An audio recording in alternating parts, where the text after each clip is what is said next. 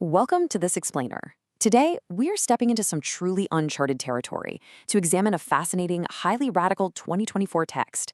It's titled Paradise for Singles and Divorcees, written by an author named Xiao Feng, and it makes a bold, uncompromising claim that traditional marriage and the nuclear family are, well, completely obsolete.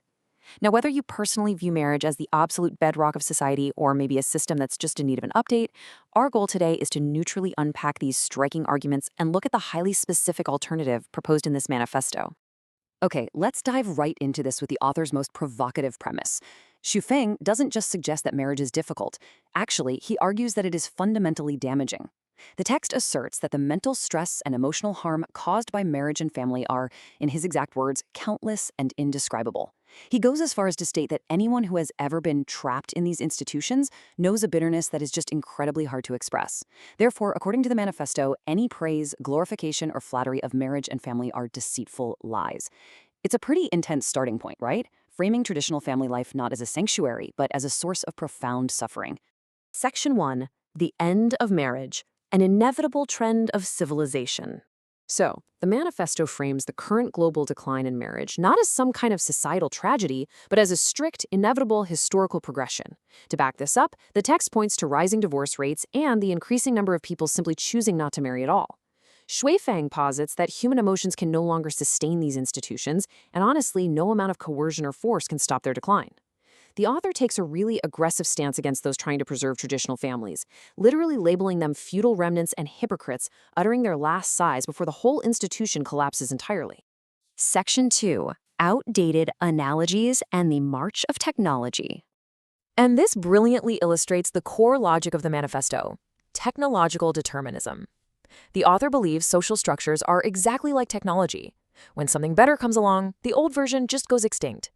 Think about transportation or photography. When cars and digital cameras appeared, no matter how beautifully crafted an aux cart or a Kodak camera was, they inevitably faded away into history museums. The text argues that obsolescence is a merciless, one-way street. Now, here is where the author connects that technological obsolescence directly to human relationships. On the left, we have traditional production relations: marriage, family, and kinship. On the right, the catalyst for their destruction: the birth of the internet and the emergence of artificial intelligence. The manifesto argues that just as the car replaced the horse, the internet and AI era will render all traditional interpersonal relationships completely a thing of the past. Notice how extreme the author's historical comparisons get here. Swaifin predicts that it won't be long before people realize that marriage and family are essentially no different from the outdated historical practices of foot binding for women and long braids for men in China. The text claims that future generations will look back on the nuclear family merely as a product of a bygone era and ultimately as a symbol of sheer ignorance. But, tearing down a system is one thing. Replacing it is a whole different story. The author uses this exact question as a rhetorical pivot. The current issue is, if you choose not to marry, how do you meet your physiological and emotional needs? If you divorce, how do you plan to live afterward? This marks a massive shift in the text, from attacking dying institutions to actually addressing the very real agitation of unresolved human challenges. Section 3. 5 Fundamental Human Needs and the Practical Challenges. The source methodically breaks down the practical void left behind when individuals opt out of traditional families. Xu Feng explicitly argues any new societal structure absolutely must answer these 5 distinct practical issues. 1. Physiological needs. 2. Emotional needs, essentially replacing the companionship a spouse might traditionally provide. 3. The need for daily security. 4. Who helps you in a crisis? And 5. Care in old age and at the time of death. Ask yourself, if the family is gone, who catches individuals falling through the cracks of these 5 fundamental needs? Section 4. The Second Home Solution, Life-Changing One's Answer. This is where the text pivots to a highly specific alternative. It defines this solution as the second home. It's claimed to be a paradise-like way of living created by a group called Life-Changing Yuan. It is specifically designed for singles and divorcees to navigate the future, transition humanity to a more advanced civilization, and simultaneously answer all 5 of those fundamental human needs we just walked through.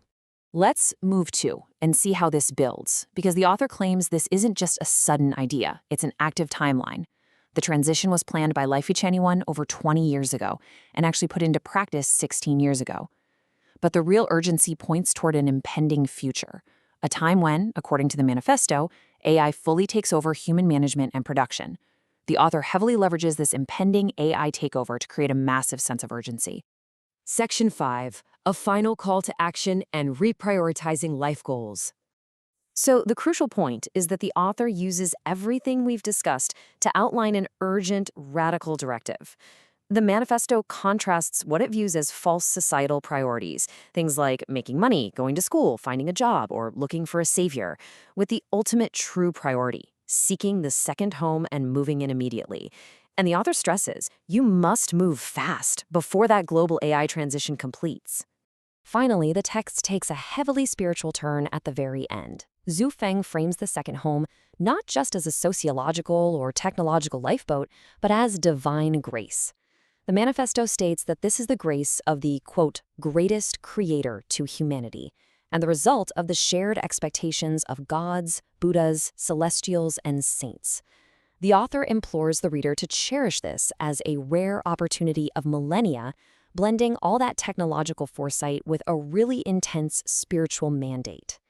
Which leaves us with a profound question to ponder from this explainer. As artificial intelligence and technology undeniably upend our oldest institutions, will humanity actually be driven to seek radical second homes to fulfill our basic physiological and emotional needs, just as this manifesto predicts? Or is the institution of marriage and tradition far more adaptable and resilient than the author claims? It's a fascinating tension between human history and our rapid technological future. Keep questioning, keep learning, and thank you so much for joining me to unpack this text today.